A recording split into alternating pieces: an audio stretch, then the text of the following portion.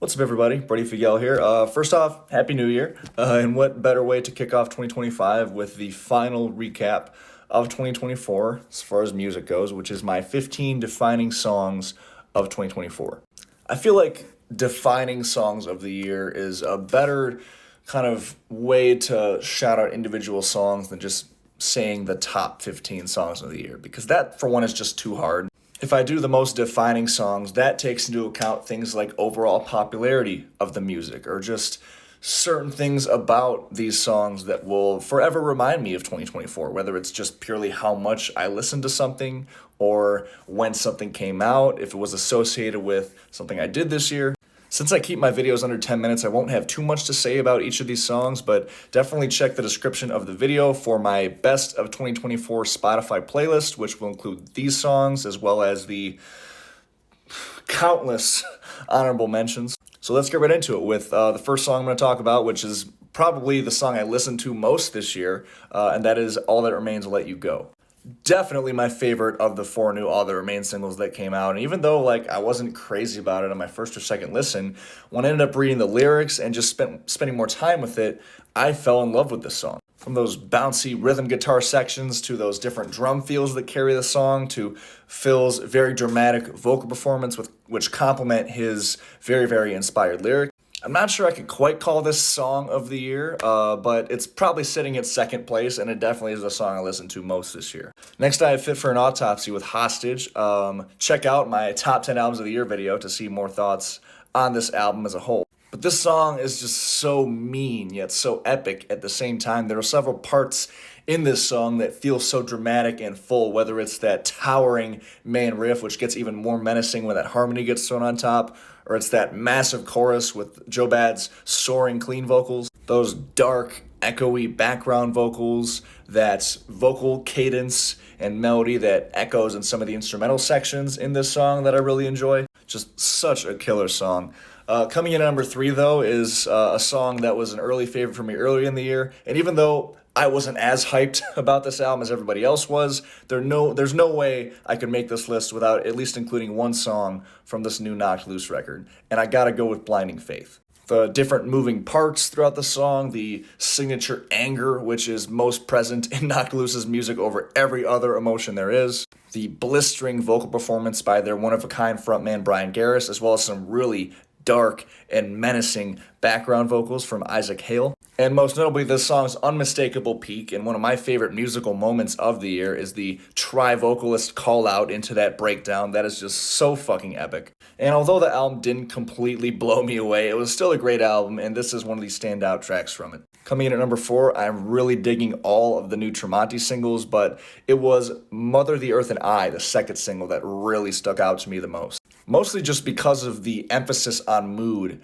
that Tremonti inputs into this song. The song is just so moody and eerie the entire time, and as I've talked about as in pretty much every single instance of me talking about these new Tremonti singles, Mark Tremonti's vocal performance has really grown and matured, and this song is a great example of that. The Story so far put out a pretty solid pop-punk record, but it was the title track in particular, which is also the closing track and an acoustic ballad, that ended up really sticking with me throughout most of the year. This one does definitely benefit from context because I did definitely kind of go through something similar to what these lyrics are talking about. And it's always nice whenever you're in a certain situation, you get new music that comes out that just perfectly encapsulates your feeling about that situation. And the song itself is just great. Parker Cannon's vocal performance is wonderful. The song overall has a very intimate feel to it, which I enjoy.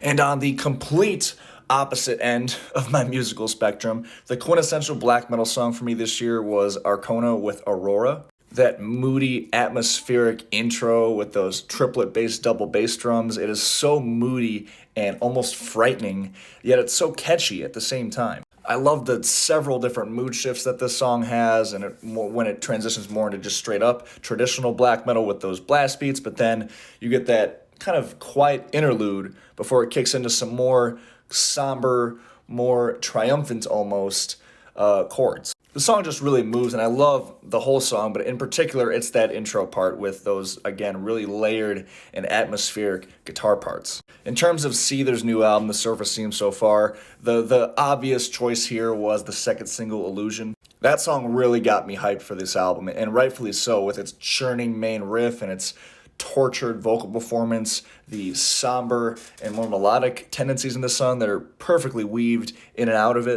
There's that real mean-sounding bridge with some piercing screams from Sean. The song is just a beast, at least for a hard rock song, because at number 8 here we have my favorite deathcore song of the year, hands down, which is the new Thy Art Is Murder single, Through Blood I Purify. Another one of my most played songs of the year, despite it literally coming out in like mid-November. Brutal performance on vocals by their new vocalist, Tyler Miller.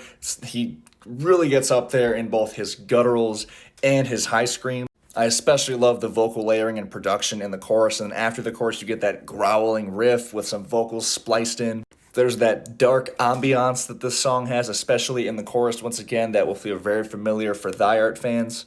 I just love the way that this song surprises me in its execution, but yet still feels cohesive and has parts that come back and retain and are still memorable.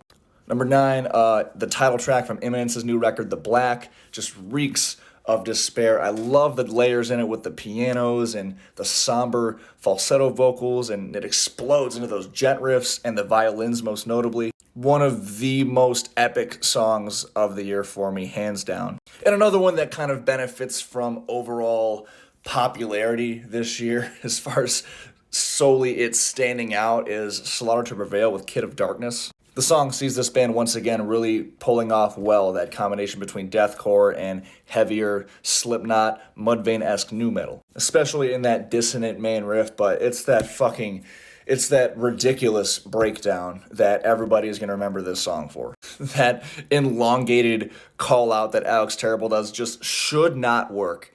It just shouldn't. It really shouldn't, but somehow it does. Are they on the brink of becoming a parody of themselves at this point? Yeah, they kind of are, but this song really walks that fine line. And when that breakdown picks up and goes double time, that is just so fucking powerful. In terms of solely how I scored an album, Within the Ruins' new album was my top scored album of the year, and it was the second single, Last Sun, that probably has stuck with me the most throughout the year. And I say that just because of how different it is. Like, it still sounds like Within the Ruins, but they definitely took more of that groovy, more bottom-heavy, riff-centric approach to the song as opposed to their typical flashy lead playing. Like, just listen to that main riff and the swing it has. It just gets you moving. But once again, it still sounds like Within the Ruins. They did not give up their identity at all. It is just a more matured, more refined, and expansive version of their sound, as I said about the whole album. I had to throw the new Killswitch Engage single in there, one of my personal favorite bands ever, and this song is just straight up classic Killswitch. With some modern influence, though, like that dissonant palm-muted riff and those fast snare drums on the verses definitely bring to mind more of a modern hardcore feel. But there's still that knockout melodic chorus with the background vocals and an emotional solo and a triumphant bridge section. It's a wonderful balance, this song, really. Myles Kennedy's track Miss You When You're Gone really hit home for me as far as nostalgia goes. The song has some of the warmest melodies and chord progressions and vocal performances out of any song I heard this year. Yet it's very meaningful and very powerful too.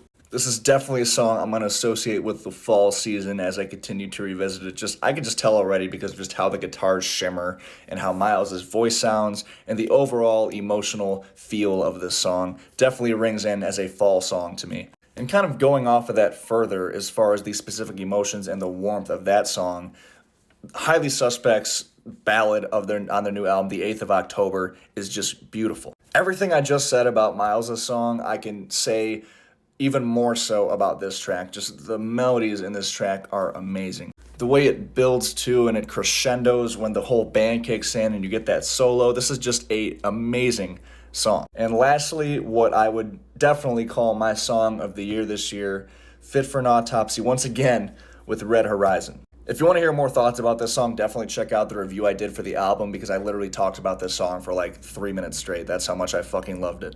And over 2 months later now, it still has that same impact on me now. I don't use this word often, but this song is a stone cold masterpiece, perfectly executed in every emotion it tries to capture, in which literally is every emotion possible. In different parts, within the same parts.